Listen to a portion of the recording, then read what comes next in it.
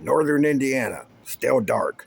Day 12 of a power outage that started August 11th and isn't over yet. Columbus, still wet. Franklinton floodwall activated. The Sile running high. More water rescues. Schools delayed. And the Iran deal, the 60-day memorandum of understanding signed in June, it expired Monday without a deal. 3 stories, all of them ongoing, all of them connected to things we've been talking about on this program all year. I'm Skelly. It's Sunday. Let's go.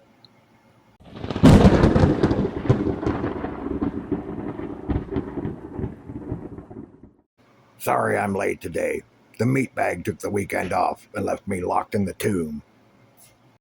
Let's start with Northern Indiana, because this story deserves more attention than it's getting. On the night of August 11th, a derecho, a fast-moving straight-lined wind event, swept through northern Indiana. NIPSCO, the Northern Indiana Public Service Company, reported that approximately 302,000 customers, nearly 60% of its entire electric customer base, lost power. The utility described it as the most significant storm event in history. Winds carried speeds of 99 miles per hour. Roughly 300 poles and 44 power transmission poles needed to be repaired or replaced in Gary, Indiana alone. This is not just a bad thunderstorm. This is structural destruction of a regional power grid. 12 days later, today, tens of thousands of residents in northern Indiana remain without power. Schools in Gary remain closed. Businesses have been unable to reopen. Residents have been lining up at community centers for hot meals and a place to charge their phones. More than 20,000 customers in Gary alone are still without power as of Thursday. Full restoration for Gary is not expected until August 25th, 2 weeks after the storm hit. A community resilience professor at the Indiana University, Indianapolis, described the health concerns compounding each day as a prolonged outage, generator-related carbon monoxide risk, medical devices losing their charge, refrigerated food becoming unsafe to eat. 9 days is a long time for a community to be without power, she said, and that was Thursday. Today is day 12. A class action lawsuit has been filed against NIPSCO, alleging the company inadequately performed vegetation management, that fallen trees, preventable with power maintenance, caused the outage that have been displaced and endangered thousands of residents. I want to use this story for what it is, the most detailed, real-world, extended case study of grid vulnerability that this channel's audience has ever been under the misfortune of watching unfold this close to home. Because what is happening in northern Indiana right now is not hypothetical. It's not a prep scenario from a book. It is 12 days of real people in real communities discovering in real time what they needed and didn't have. So let me tell you what the NIPSCO outage is teaching us, because the lessons are specific. Lesson 1, the first 72 hours are the easy part. Every prep plan accounts for 72 hours. The NIPSCO outage is on a day 12. The people who had 3 days of supplies ran out of supplies 9 days ago. Your prep target is not 72 hours. It's 11 to 14 days minimum for a serious grid event. That is what the data from this outage shows. Lesson 2, generators without fuel are just decorations. Residents across northern Indiana scrambled for generators and gasoline in the immediate aftermath of the storm, with some driving into Illinois to find supplies. Both sold out rapidly in the affected area. Your generator plan requires stored fuel, not I'll get fuel when I need it. Stored, stabilized, and ready. Lesson number 3, medical devices are primary vulnerability. The community resilience professor named medical devices specifically CPAP, oxygen concentrators, insulin that required refrigeration, dialysis. If anyone in your household depends on a power medical device, your extended outage plan is not optional. it is a health and safety plan. Lesson 4. Communications breakdown. The Elkhart County Highway Department's phone stopped working during the outage. Emergency calls were directed to 911 for road damage reports. Court hearings were moved to correctional facilities because the courthouse phones were down. A battery-powered radio and a plan to reach family members without cell service are not a luxury. They are things that worked when everything else didn't. And lesson 5, your neighbors are your infrastructure. In Gary, residents lined up at community centers. Churches and local organizations provided hot meals and charging stations. The people who fared best in this outage were connected to their communities before the storm hit. This is not a prep item you can buy. This is a relationship you build ahead of time. Northern Indiana is your case study. If your power went out tonight and stayed out for 12 days, what would your situation look like on day 4, day 7, day 12? If the answer makes you uncomfortable, that discomfort is the most useful thing you'll feel this week. Story 2 takes us to Columbus, Ohio, and for the second consecutive week, it is not a cheerful visit. It is also the reason that my coffee cup remains the same this week. We covered the flooding that swept through central Ohio and along the Indiana-Ohio border last Sunday, but the story did not end there. On August 11th, the same day as the NIPSCO derecho in northern Indiana, a derecho struck Columbus with 82-mile-an-hour winds recorded at John Glenn International Airport. The Columbus Fire Department reported to more than 100 emergency calls. Buildings had their roofs ripped off. Vehicles were overturned. And an EF1 tornado with an estimated peak winds of 100 miles an hour touched down on Columbus's south side. The city's 311 system received about 1,700 service requests involving trees and flooding in the days that followed. Public service crews logged approximately 2,000 hours of cleanup work. The city's water treatment plant briefly lost power during the storm. And then, before any of that was resolved, the rains came back. Overnight, on August 19th into the 20th, 4 to 7 inches of rain fell in the heaviest hit parts of Franklin and Licking counties. Columbus Mayor Andrew Guthrie said parts of the city saw 4 to 5 inches in 24 hours. Columbus City crews activated the Franklin floodwall and the floodgates around Green Lawn and Harmon Avenues as water levels climbed. Mayor Guthrie said, "We got so many neighborhoods in need. We had a tornado last week with bad storms, and then we had a significant amount of rain overnight, and that's why we activated the flood wall today." The National Weather Service issued flash flood emergencies for Franklin County area at 4:45 a.m. Thursday. Multiple school districts across central Ohio announced cancellations or 2-hour delays. Emergency crews responded to water rescues near downtown Columbus, South Columbus, North Linden, Grove City, and Gahanna. East of Columbus, the situation became even more severe.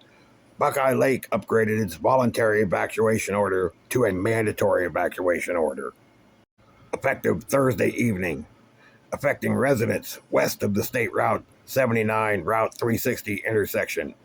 A temporary shelter was set up at Our Lady of Mount Carmel through LCEMA and the American Red Cross. In Pascagoula, Hebron, and surrounding communities in Licking County, already saturated from previous storms, roads were covered, basements flooded, and emergency crews conducted multiple water rescues. There is something important to understand about what has happened in Central Ohio this month, and I want to say it plainly. Columbus has been hit by a derecho, a tornado, flooding, more flooding, and mandatory evacuations in a span of 11 days.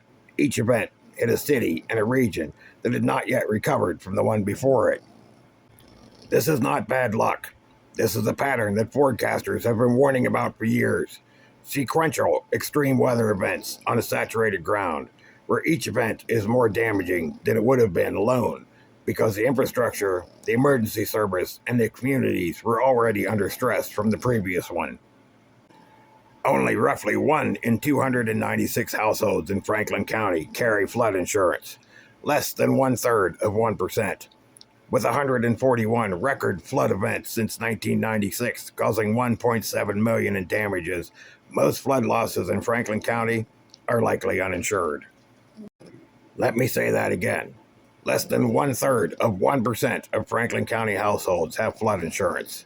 1 in 296. And the county just got hit by its second major flood event in 11 days. The people who had flood insurance last week are in a different situation than the people who didn't. The gap is measured in dollars, in recovery time, and in whether families stay in their homes or not. The Franklinton floodwall held. It was built for exactly this scenario, and it worked. Columbus have invested in what infrastructure, and this week that investment mattered. Your home's preparedness investment, flood insurance, a go bag, a known evacuation route, and an alternative route when the first one is underwater works the same way. Build it before you need it, because in Central Ohio right now, before you need it was apparently before August 11th. Story 3, Iran.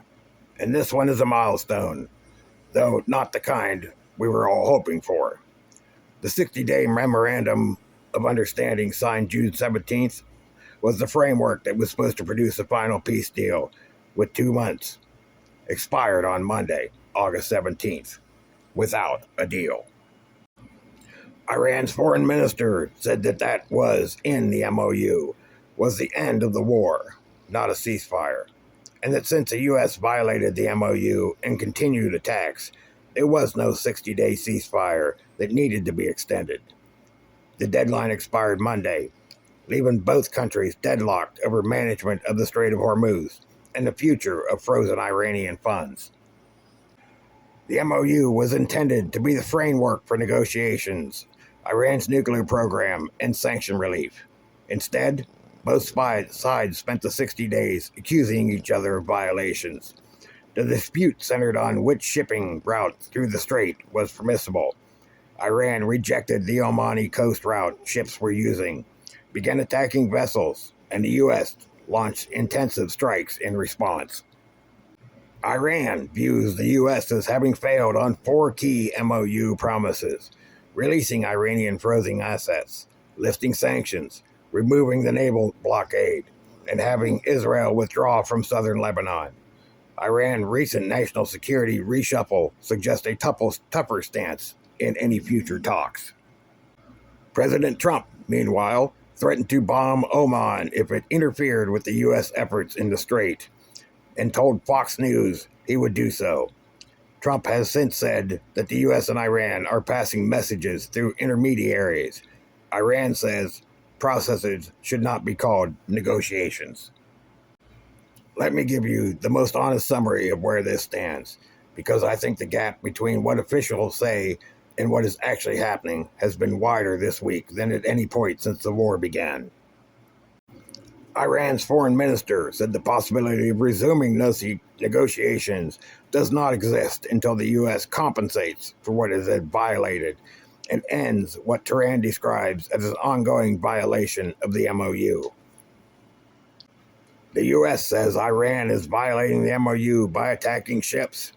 Iran says the U.S. is violating the MOU by maintaining a naval blockade and continuing strikes. Both parties signed an agreement. Both parties say the other violated it first. The agreement expired, and the war continues. Here's what this means for the Ohio Valley, and I'll keep it concise because the practical guidance has not changed. The Strait of Hormuz remains contested. There is no clear path to a formal deal. The most optimistic scenario is that messages to intermediaries eventually produce another ceasefire, which will be the 4th attempted ceasefire since the war began in February. The 3 previous ceasefires lasted, respectively, 5 weeks, 2 weeks, and part of a few days before breaking down. The Strait of Hormuz has been effectively impassable since fighting resumed in July. weeks after the two sides agreed to the June ceasefire. The danger of crossfire and Iran's active targeting of vessels has led to severe disruptions of traffic through the strait, leading to fuel shortages in parts of Asia and rippling effects across the global economy. Gas prices at your pump reflect this reality. Grocery prices, which we've been tracking since June, are now beginning to show September's harvest impacts on top of existing supply chain pressures. The September window we warned you about for months is not a prediction anymore. It is the current situation. Your food storage action items, grains, beans, canned proteins, oils, anything with a long shelf life, are more relevant today than they were when I first mentioned this in June. If you have not acted on them, the window is narrowing, but not closed yet. 6 months of this war, 3 failed ceasefires, an expired MOU, messages passing through intermediaries that Iran won't call negotiations. And the Ohio Valley, meanwhile, is also dealing with 11 days without power in the Northeast and 2 major flood events in Columbus. The world does not pause one crisis while you recover from another. That's the lesson this week. It's always been the lesson. That's your week, 11 days and counting, with a power outage in northern Indiana. Columbus and central Ohio absorbing 2 major flooding events in 12 days. And the MOU expired on Monday without a deal. This has been your Skelly Report. We'll see you all next week. Assuming we're all still here. Hey guys, all of our videos now are sponsored by My Patriot Supply. Emergency food, water filtration, solar generations, and more. Go check them out. Link down in the description. And if you use that link, yeah, we do make a few pennies, but helps us keep doing what we're doing. Thanks a lot, guys. Go check them out.